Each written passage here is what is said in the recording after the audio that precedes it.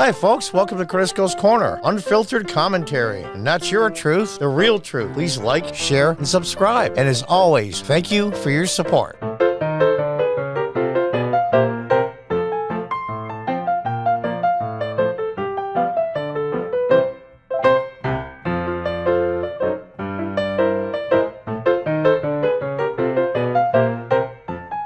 Welcome back. From Fox News, St. Louis man in viral standoff with BLM protesters praises armed Louisville diner. That guy's a champion. Louisville police said multiple diners and protesters were armed during a confrontation outside the upscale La Chasse restaurant, or La Chasse, whatever you want to pronounce it.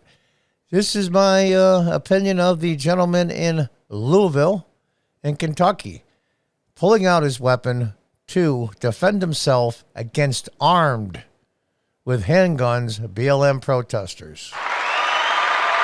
Good for you, sir. Good for you. Here's the problem.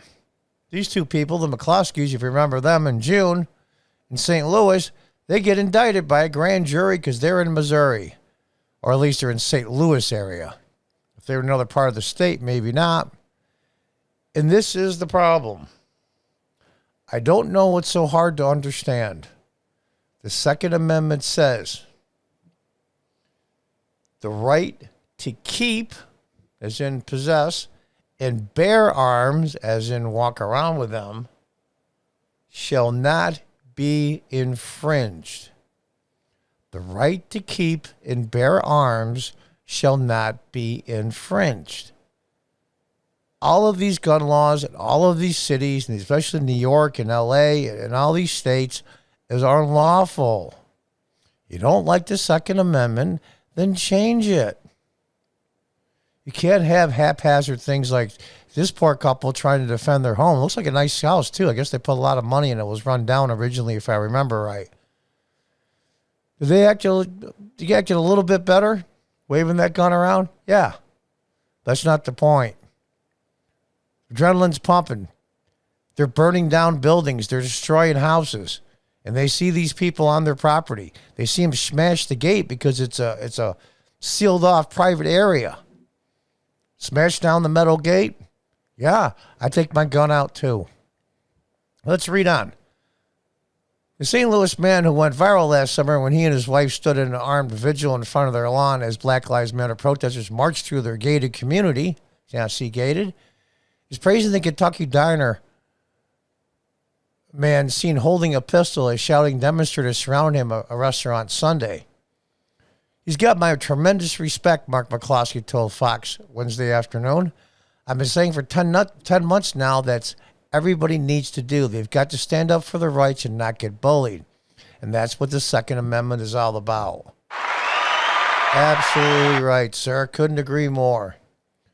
Video of the Louisville standoff shows a group of armed protesters, some of them carrying rifles and wearing tactical vests and holstering handguns, arguing with two diners, also armed.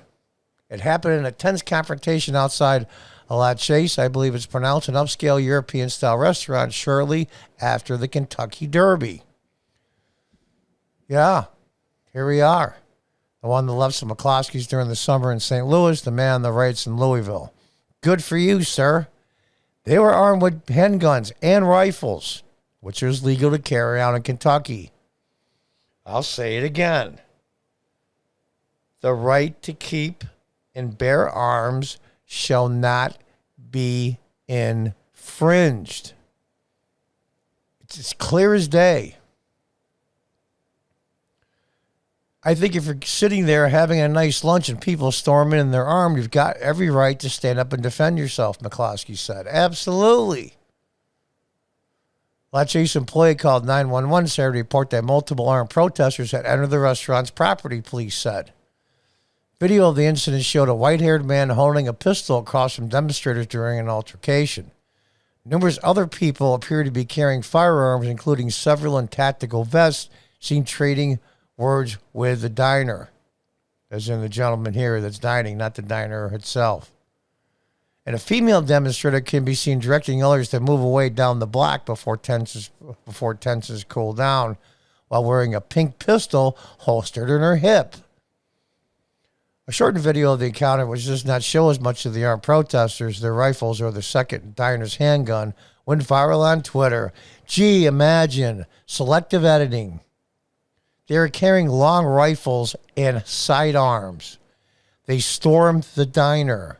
He has every right to pull out that handgun.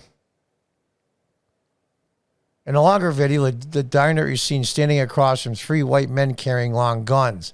At least two of them were wearing tactical vests and holstered pistols. Little of their conversation can be heard over the shouting. It's now immediately clear what led to the standoff. A Louisville police spokesman told Fox News Tuesday that both patrons and protesters brandished firearms. But the department did not respond to requests for more information. No injuries were reported. One of the diners declined to comment for the story. They did not immediately respond to Fox News. Images of the standoff drew comparisons to the McCloskey incident in St. Louis. And it shows him and his wife. They smashed down a metal gate in a gated community. No trespassing signs, and there they are. Try that in West Virginia sometime. Try it in rural Virginia, even though they've taken over the progressive libtards. Try that in rural Virginia. Try that in rural Pennsylvania. Try that in rural, where I live in upstate New York, even though New York has strict gun laws. Try that up here. You don't need a permit for a rifle up here. I live upstate. Try that in a little small town. Try to destroy somebody's house. Yeah, good luck with that. Both of them had personal injury attorneys in their 60s, and they armed themselves and went in the front yard to protect it. And then it says a judge subsequently stripped the case away from the Gardner's office and placed it in the hands of a special prosecutor over an apparent conflict of interest. Of course, they got indicted. They're scheduled to go on trial in November. They have offered their support advice to the diners seen in the Louisville incident after dealing with cancel culture and mob threats themselves. Boy, that guy's a champion. Couldn't agree more. He's got a heck of a lot of courage, and I wish everybody in the country would stand up and not take this sitting down. He said he worried that the government is no longer protecting citizens from violent protests, nor is the mainstream media. The media mob will kill you if the armed mob does not, he said. Couldn't agree more. I hope those things work out for these people. You know, the funny part is the Black Lives Matter protesters were destroying things, smashed down. They were going to trash the guy's house because they've been trashing it all day and the day before. They're protecting their property and themselves. These guys are civil rights attorneys. They represent non-white people that have been screwed over in court. You morons. Morons. Let's go back up here here's the diner here now. We'll see if it plays any of the video. It's going to be short and sweet. Probably a little choppy. We'll see how this goes. It's just chaos, of course. Here's a guy carrying a giant crucifix. I think the lady in the bottom right with the vest on, the red, is the one with the pink handgun. No, he's saying no, no, no, no. You don't holler at the guy in blue. He's protecting himself. And look at the guy standing next to him. Look how quickly they vacate after they run their mouths for 30 seconds. Let's go, guys. Here's a guy walking around with a crucifix. He's a real piece of work. Yeah, the black lady is saying, move, move, move, move, move. Yeah, move. You know what? People aren't taking it anymore. They're simply not taking it. And good for you, sir. You're well within your rights under the Constitution and the laws of the state of Kentucky. Maybe this will be the beginning of the end. Maybe this will have more people moving to red states like Kentucky. I'm considering moving to Tennessee. I live in upstate New York. I don't want to leave my hometown, but I might have to. I might have to. Good for you, sir. I hope things work out for you. And just whatever it's worth, department, several of the protesters that had handguns were arrested. Not because they had handguns. Well, one did because he was a convicted felon. Now, John, that goes against the right to keep and bear arms should not be infringed. Yeah, that's actually true.